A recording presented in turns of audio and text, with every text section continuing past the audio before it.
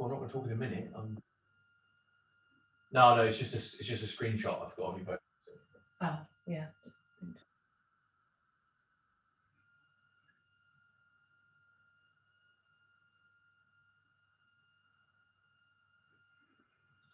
I just got the background.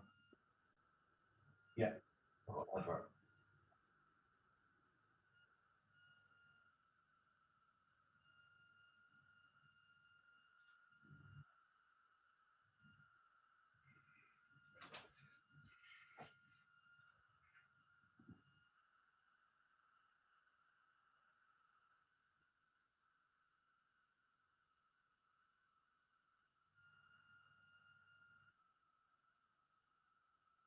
Okay, so that's what they can see. I've got the chat here, that's what they can see. We've got on the big screen.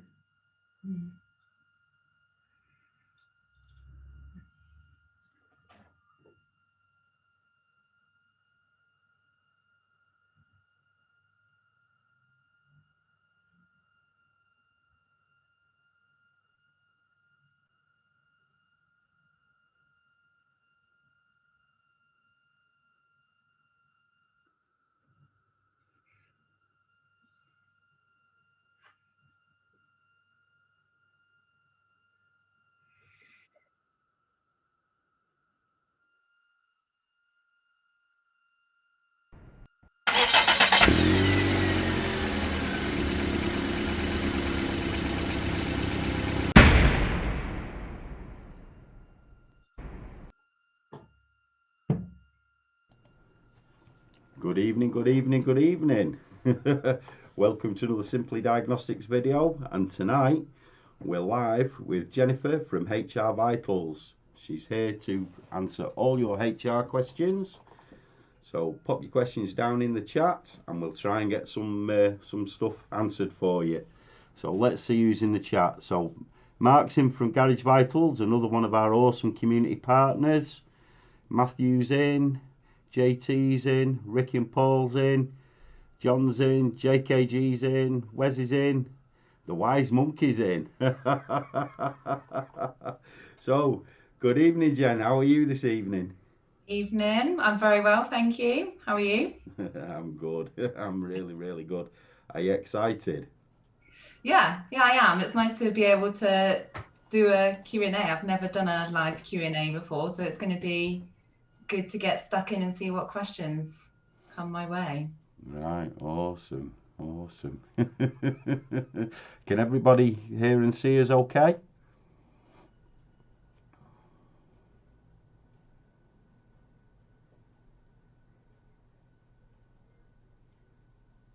Here's Paul, Andy, Mike Meeker. Can you all hear and see us okay? Just a quick audio and video check.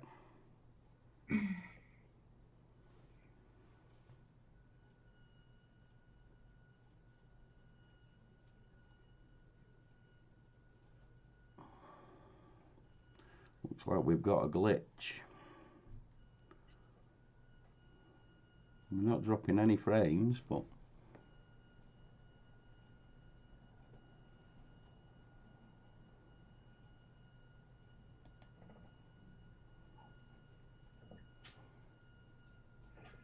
right, okay, well Andy says we're all good, so we're all good. Right, so Jen, do you want to give us a bit of your background, HR Vitals, your part as your role as a community partner? Yeah, okay. So I often try and think of a nifty, quick way of summing up how I came to be doing HR Vitals. I've never quite aced it. So I am with Mark, and Mark has a garage. And a few years ago, Mark was having a few HR problems. And I worked in HR at the time and absolutely loved providing HR support to small businesses. And when Mark was looking for someone to provide HR support to him, there seemed to be a real gap in the market for companies that understood life as a garage owner, that you've not got much time and the restrictions that come with, not having the time, not having the access to certain information and resources that other garage owners or business owners might have. And yeah, that there was a need for somebody to be able to understand HR and understand garage life. And that's how HR Vitals came along. So for a few years now, I've been working one-to-one directly with garage owners, building up a lot of experience of knowing the best way to solve a problem, or ideally be able to prevent it in the first place. Right. And Okay. here I am now with you, and with SDN. It's been fantastic to support the mission of, changing the incorrect preconceived ideas from the public of garages not being as premium and professional as you actually are. So it's about getting that message out. Right. Okay. Brilliant. So now at this moment in time, with the current COVID situation and furlough and the issues that we're having within the garage industry, what would you say that are the most vital parts of HR really that garage owners and employers need to get a handle on? Yeah, so furlough is a perfect example. This time last year, furlough didn't exist in UK employment law. It was American and it didn't exist in the UK at all. And obviously we were very fortunate to be able to be in a situation, well, not fortunate to need to furlough people, but fortunate to have that government support. But this is the perfect example of the communication on how to do it wasn't there. And there's basic factors. So when you furlough somebody, the legal element is that you have changed their employment contract because you've reduced their pay. And there's two factors that's really important if you've furloughed an employee. One is that they must have an actual contract and they must have signed a letter or something to evidence that they understood what furlough was and they agreed to their pay being reduced to 80%. And if there are any employers out there that haven't got those two vital pieces of information together, I would say start acting now and get that contract provided and get a letter signed from the employee that confirmed that they understood the dates that they were furloughed and any impacts. Even if, some garage owners still paid 100% pay, but the employees weren't at work. So it's important to document that. And it's important because HMRC will be doing investigations and inspections in the next couple of years. I keep telling people it's going to be the new PPI claims or the calls that we used to get of have you been in an accident. That's going to be the new wave. That's what it's going to be like with furlough. So I just say to all the garage owners, get covered now, make sure you've got all the paperwork that you need, and you can just save it in a file and effectively not worry about it. And then when you get the call from HMRC and they ask to see evidence that you have been legally compliant, no problem, you've got it there. Right. Okay. So that's pretty clear, really, that we employers should have contracts in place and all the necessary paperwork. How's furlough affecting recruitment and the recruitment process?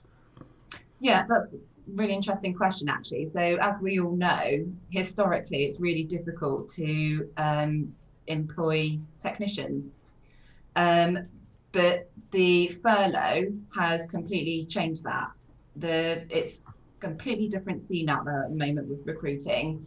And there's many technicians and excellent employees that have been on furlough maybe since March, and they don't want to be on furlough anymore. They're going looking for garages that are open, that are up and running, that are busy, and they're going to work there. So furlough is definitely having an impact on for those that are looking to recruit. And the flip side of that, it's obviously designed to prevent redundancies.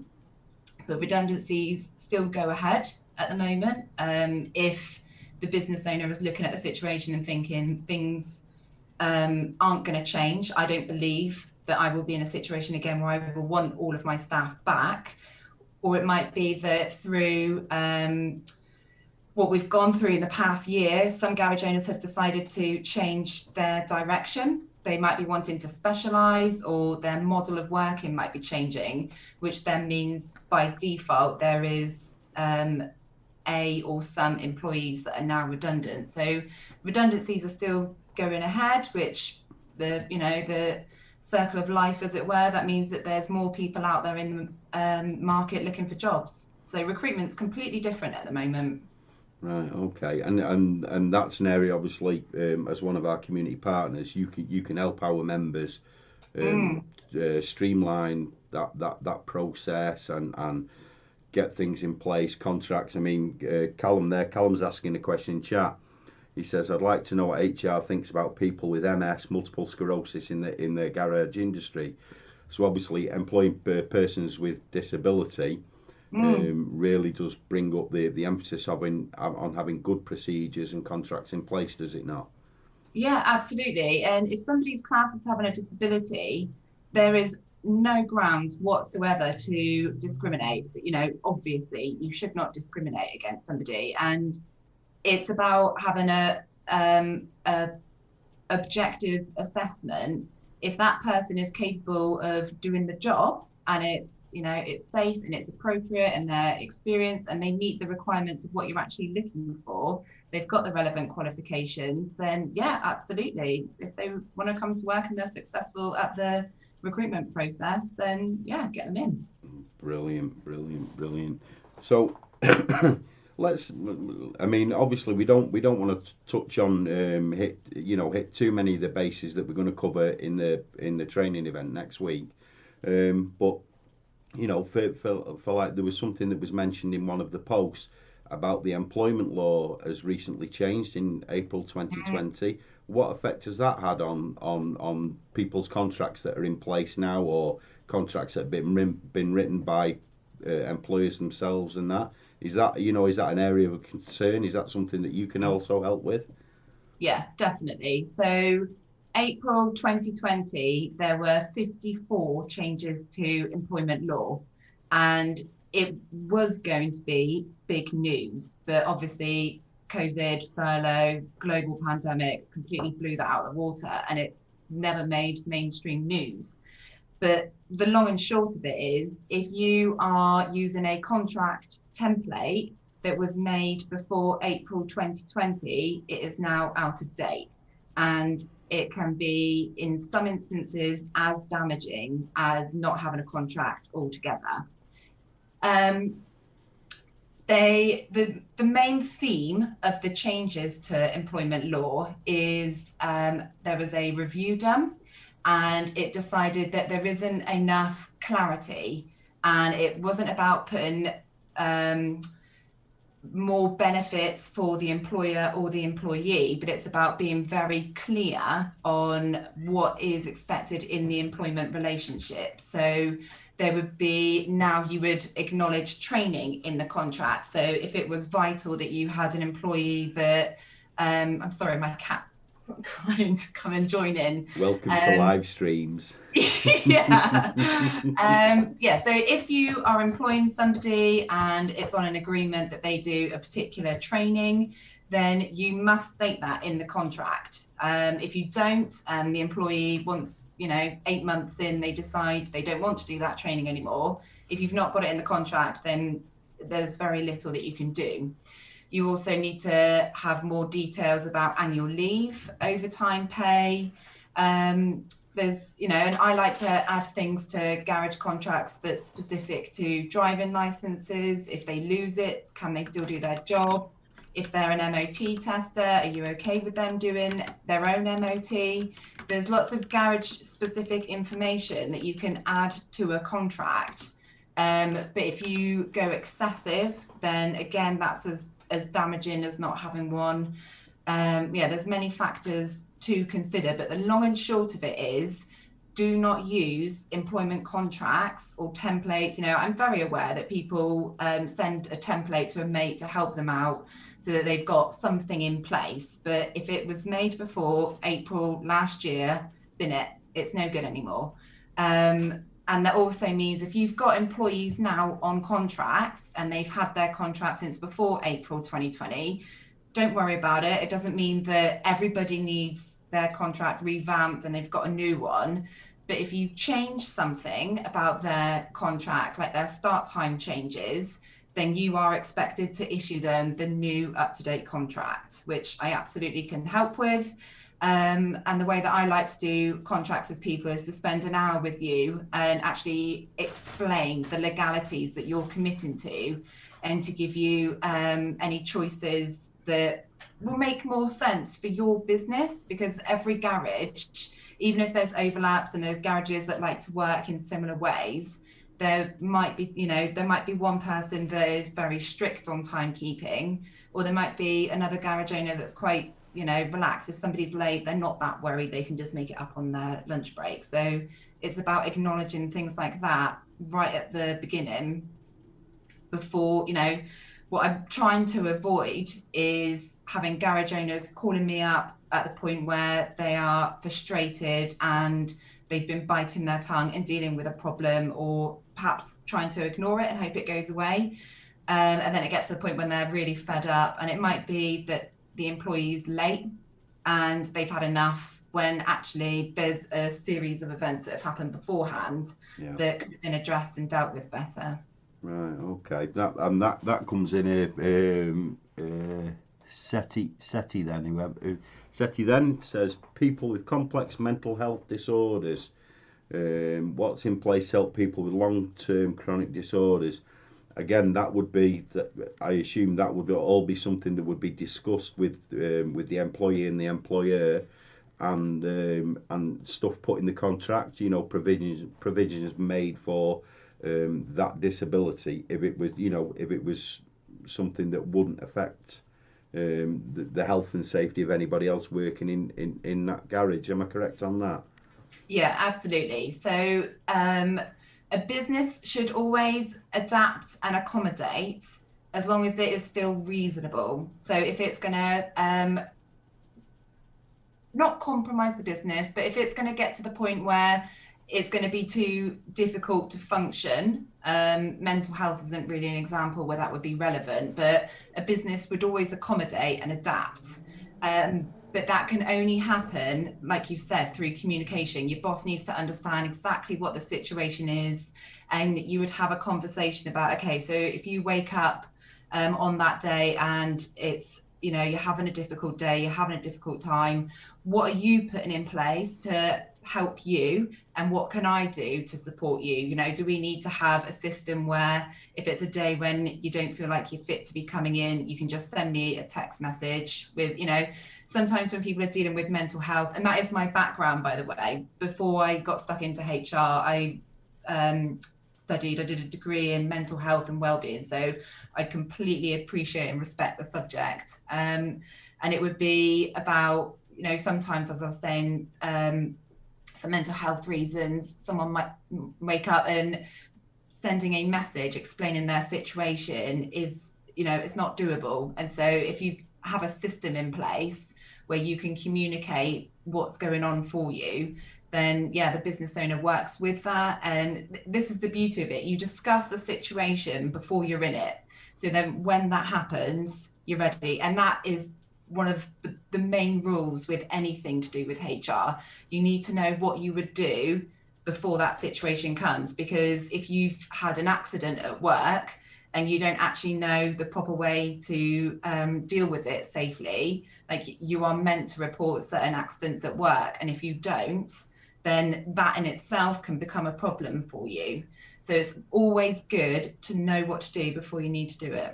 Right, okay. And this, obviously, I've seen the preview of the training that we're doing this week with SimplyDiag.net community members, and communication and types of people and all that features very, very heavily in it. Do you want to briefly just touch on what you would say would be a reasonable standard of communication from an employer and from an employee? Just a quick 2-minute overview.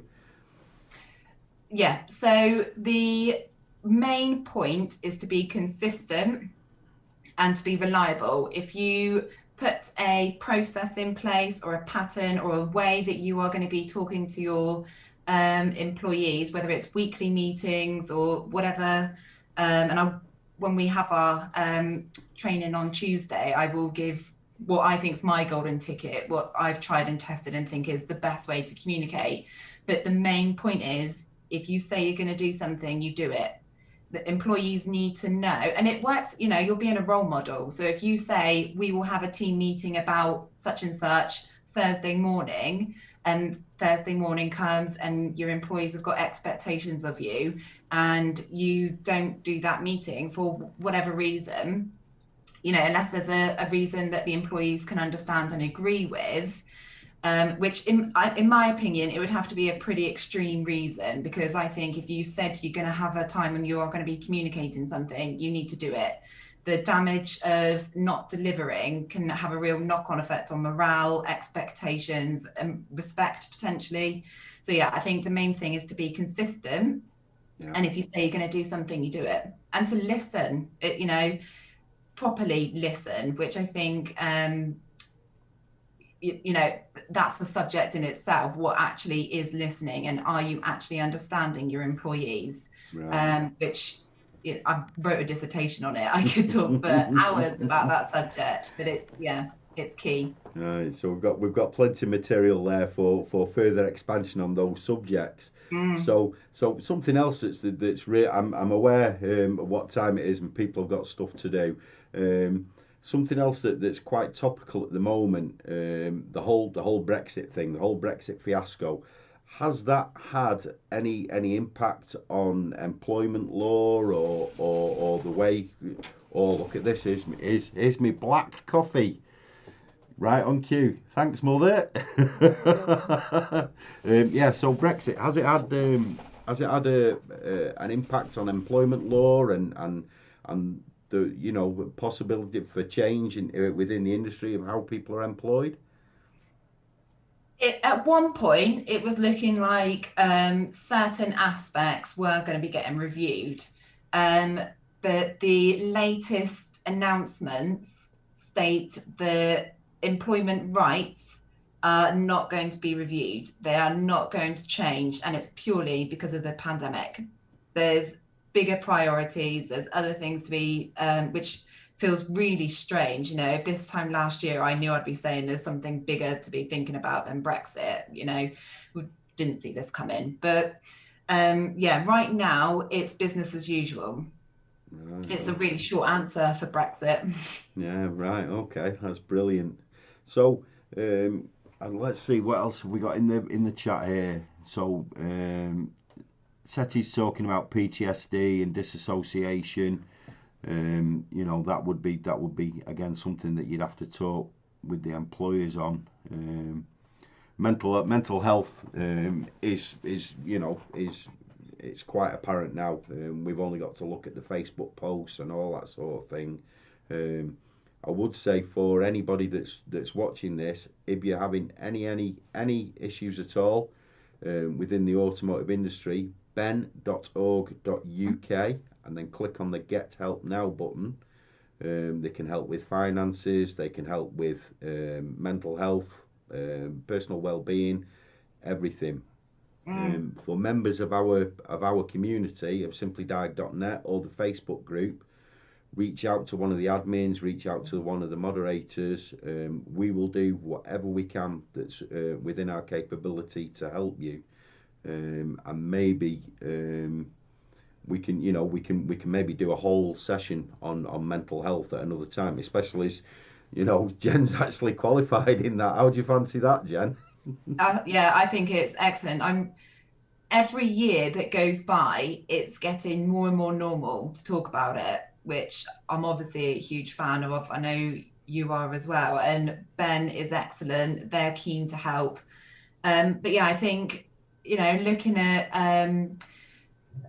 there's a different once upon a time it was described to me when we're looking at helping people with mental health as thinking about the fridge, freezer and the pantry. So bear with me on this. That's okay.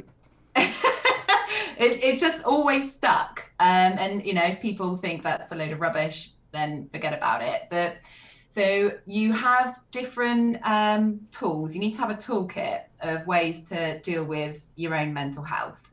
And you have things that are quick to access and they go in the fridge. Things that, you know, might take a little bit longer, but they're still effective, they go in the pantry. And then you've got the approaches that go in the freezer that, you know, you can just, and I know I sound ludicrous right now, but you just keep them aside for, you know, if things get really serious. Because, you know, mental health is a spectrum, and it's a process, and it dips and goes up and down. And sometimes what you might be needing is just, you know, I often think about how in the winter, you guys are all working through daylight. You go to work in the dark and you come home in the dark. And I've wondered if it'd be interesting to have a conversation about changing hours so that people can go out in the daylight for a bit in the day. Obviously, it's not extremely practical, and not the 9 to 5 work pattern actually started with Ford. It was Ford that started it, and the whole, yeah, people don't realize that, and everyone's just followed suit ever since, because manufacturing, everyone had to sync. But now, actually, is it worth just putting a question mark on that and going, can we tweak it a little bit? Can we just have a slightly longer lunch break so that they can pop home and see their kids, or, you know, go for a walk? And so that would be, you know, something quite serious and, you know, a huge operation. I'm not playing that down. And there's probably some garage owners right now thinking, shut up, Jen, we can't handle that. But yeah, so going back to the fridge, freezer, pantry, think about, you know, it's not all got to be something massive that we're doing, but what can I do right now? And one of my ultimate points is always when you're asking someone how they are, and we all go, oh yeah, all right. We need to keep that conversation going of stop being like that. And if you're having a crap day, tell someone. It's, you know, call it out. It's a lot healthier to say, you know, and at the moment everyone's going, you know, I'm feeling a bit anxious, or I've just got no energy. and I don't really know why. And you think, come on, we are in a global pandemic. It's okay to be thankful that you've got a job, that you've got a roof over your head, you've got your dog. You can be thankful for all of that. And it's not being rude to anyone or disrespectful to still acknowledge that you feel crap. Yeah, great point. Really good point. I think looking at the chat going on here, I think we might be calling you back for a discussion on mental health. I am there. Yeah. And then also, yeah, if you noticed, Andy Sabbath, the garage inspector, he popped into the Facebook group today. I think it'd be awesome to have you two together. Your two ethoses and styles, and that. I think that'd be a fantastic discussion to have that on the channel, I think. So obviously, this is a short live stream just as an intro to, you know, to introduce people to you and what we do. How do people contact you, or how do people book for the training next week, Jen? And when exactly is the training? Yeah, so the training is this coming Tuesday at 7 o'clock, and it will be at 7 o'clock. Yeah, at 7 o'clock till 9:30. And when you book, I will pick up the phone and introduce myself again and just have a little chat for if it's someone that's booking that I've not spoken to before. Just have a check-in about your garage. It is designed for garage owners, not employees. And if you would like to book, then go to my Facebook. It's either my personal work page on Facebook. It's Jen at HR Vitals. Or you can go to my actual HR Vitals page on Facebook. Now, the group is actually going to be quite small. This isn't going to be a mass webinar, because I want to be able to have a conversation like this with everybody. But this will be repeated. So it's a first come, first serve. So if you would like to book in, a ticket is £125, and that will include our chat beforehand, the 2.5 hour webinar, and then I'll be sending you some follow-up paperwork, just to, you know, no forms or anything like that, but just some useful information for your own reference. And so if you are interested, please send me a message as soon as possible to book your space. And then we can look at future dates, but I think one at a time. Brilliant, brilliant. That's fantastic. I mean, we actually did a run through of the content the other night. Me personally, with what you're offering, I think you're selling it cheap, to be honest. And thank you very much But for let me that for our change my members. answer quickly. It's not very often you can get 2.5. Well, to be honest, with the phone call and the follow up, I'd say you're getting best part of 4 hours with a HR expert for 125 quid. That's not a bad deal, that isn't. So thank you very much for that, Jen. I think you might have made a cross for your back there with that pricing, but Well, I'm looking forward to doing it because through all the years I've been helping the garages and the garage owners, it's a little bit of a heartbreaker moment when someone realizes that a problem could have been stopped so much earlier and they just didn't know. Many garage owners, you learn the trade, you're good at it, you've got drive, and so you set up your own business. And then as soon as you take on employees, you don't realize that you really value from doing a good recruitment process and not just taking on, the first person that you speak or whatever situation is. But yeah, it's going to be really good to get stuck in and say, at this point, you can consider this. And these are all the tips. This is all the things I've learned, and the color profiling that we do at the end. I'm really looking forward to seeing what colors everyone's going to be, see if they're the same as you or not. Yeah, I'm looking forward to it. Yeah. Right, so we've been running now for 30 minutes. Unless anybody's got any questions in the chat, we'll and there again on the follow up from this video. Feel free to jump in and comment on the video itself, and I'll pass them to Jen.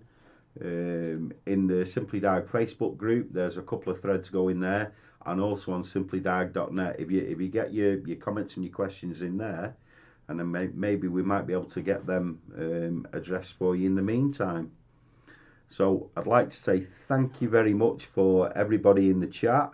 I see some very, very familiar names there. And I'd like to say thank you very much to Jem from HR Vitals for coming in and doing this talk. And also Mark from Garage Vitals in the back, the IT guru that's kept